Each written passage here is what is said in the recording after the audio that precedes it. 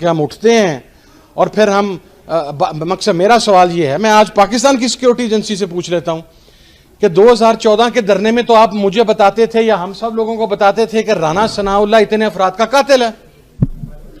आप हमें ये एविडेंसेस देते थे कि ये शहबाज शरीफ के ऑर्डर्स के ऊपर ये कत्लेआम हुआ मॉडल टाउन के अंदर।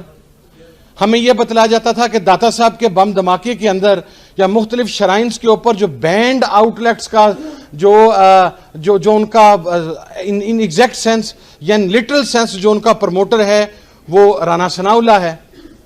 तो आज क्या सूरत हाल बनी कि जिन लोगों को आप हमें यह भी बताते थे कि बलूचिस्तान के कौन से लोग कोयटा में होने वाले बम धमाके के अंदर अफगानिस्तान की इंटेलिजेंस एजेंसी के साथ मिले हुए हैं, आप हमें डॉक्यूमेंट्स देते थे, आप हमारे सामने डॉक्यूमेंट्री एविडेंसेस रखते थे कि ये मियां नवाज शरीफ साहब का वो फार्म है, मेरे पास अभी भी मौजूद है रियल शेप में। और कमाल देखिए कि मेरे वालिद जब मुस्लिम लीग के साथ थे और हम मुशर्रफ साहब के खिलाफ थे, तो जब वो सऊदी अरब में मियां साहब को मिलने के लिए गए तो हरम शरीफ में बैठे हुए अब्बा ने ये पूछा कि मियां साहब पाकिस्तान में बात हो रही है कि आपका कोई एग्रीमेंट साइन हो गया। तो वो कहने लगे कि साहब मैं गवाह हूं इस चीज का और मैं कुरान के ऊपर इस चीज की कसम दे सकता हूं। कि वो कहने लगे साहब झूठ बोला जा रहा है, मैं हरम शरीफ के अंदर बैठा हूं, ये मेरे सामने खाना काबा है, मेरा कोई एग्रीमेंट साइन नहीं हुआ। और अब मेरे पास वो एक्चुअल एग्रीमेंट है जिसका फाइल नंबर भी मौजूद है, जो रिकॉर्ड के अंदर जाके चेक किया जा सकता है।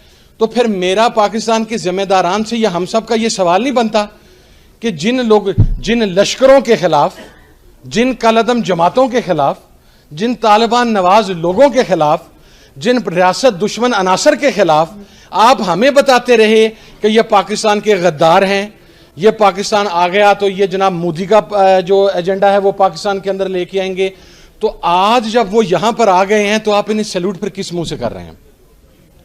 फिर इसका मकसद ये है कि पाकिस्तान के अंदर गैर मुल्की ताकतों का एजेंट बनकर या साम्राज्य का एजेंट बनकर आप अपनी इज्जत भी करवा सकते हैं, आप ऐवाने इक्तदार में भी पहुंच सकते हैं। और अगर आप पाकिस्तान की बात करेंगे, अगर आप यहां पर कत्ल, और सबसे पहले तो इस्लाम के अंदर कंटेम्प्ट ऑफ कोर्ट का कोई कॉन्सेप्ट मौजूद नहीं है। हमारे यहां प्रॉब्लम यह है कि हम उन फैसलों को भी डिफेंड करना शुरू कर देते हैं। कंटेम्प्ट ऑफ कोर्ट का क्या मतलब हुआ?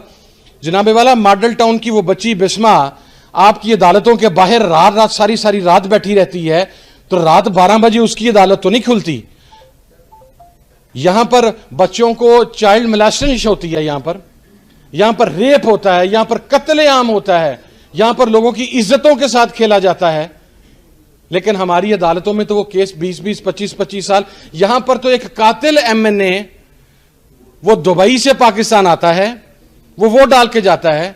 यहां पर तो वो आदमी जो कहता था कि मैं पाकिस्तान फौज के जर्नैलों को पाकिस्तान के बॉर्डर पर लगी हुई बाढ़ के साथ लपेट कर तो मैं उन्हें खींचूंगा, उसे आप स्पीकर के प्रोडक्शन ऑर्डर के बगैर कौमी असेंबली में ले आते हैं वोट डालने के लिए।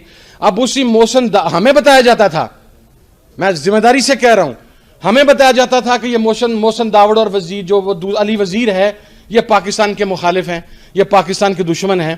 तो जब आज उन्हें वजारतें दी जा रही हैं तो पाकिस्तान की सिक्योरिटी इदारों का काम पाकिस्तान की सॉवरेनिटी को प्रोटेक्ट करना है। अगर आप पार्ट नहीं हैं तो फिर आप ऐसे लोगों के पास कैसे ये चीजें जाने दे सकते हैं जिनको कल तक आप ही हमें बताते रहे कि ये गद्दार हैं, ये पाकिस्तान के मुखालिफ हैं, और ये अदालतें ही हमें बताती रही। तो मैं विद ऑल ड्यू रिस्पेक्ट, फैसलों की इज्जत है और फैसलों की मुखालफत है। कंटेम्प्ट अगर इस्लाम के अंदर को कॉन्सेप्ट है तो कंटेम्प्ट ऑफ ह्यूमैनिटी सबसे इंपॉर्टेंट है, कंटेम्प्ट ऑफ कोर्ट कोई इंपॉर्टेंस नहीं रखता यहां पर। जो और जब आपका निजाम साम्राज्य के तहत चलेगा, जब शरीयत का कॉन्सेप्ट ही मौजूद नहीं होगा, मेरा सवाल है, तो जब तक यहां पर इंसाफ और कानून यहां पर नहीं आएगा उस वक्त तक आपका हुक्मरान फलस्तीन और कश्मीर के लिए आवाज बुलंद नहीं करेगा। किसी बारे मेरे भाई को नागवार गुजरे तो मैं उसके ऊपर माजरत खा हूं। जब मुस्लिम हुक्मरानों की जायदादें, उनके बच्चे, उनके इंटरेस्ट वो आज की दुनिया के सबसे बड़े शैतान मुल्क अमेरिका के अंदर होंगे, तो फिर आप उनसे ये एक्सपेक्ट नहीं कर सकते कि वो फ़लस्तीन के इशू के ऊपर बात करें। ये बड़ी एक रिटर्न रियलिटी है, और बल्कि मैं कहता हूं ये इतनी तल्ख है। कितने अमेरिकन्स जो एक्स प्रेसिडेंट्स हैं, उनके कांग्रेसमैन हैं, उनकी जायदादें ब्रिटेन में हैं या यूरोप में हैं? किसी की नहीं है। हर अमेरिकन जो स्टेक होल्डर है, जो उस मेन ओहदे के ऊपर आता है, वो मरने तक अमेरिका के अंदर ही रहता है। आपके हर हुक्मरान की जायदाद भी अपने रिस्पेक्टिव कंट्री से बाहर है, उसकी औलाद भी रिस्पेक्टिव कंट्री से बाहर है, उसका इंटरेस्ट भी रिस्पेक्टिव कंट्री से बाहर है। जनरल रहील शरीफ साहब सऊदी अरब तशरीफ ले गए, उनके लिए ये एजाज क्या कम था कि वो वफाद पाकिस्तान के सरबराह थे।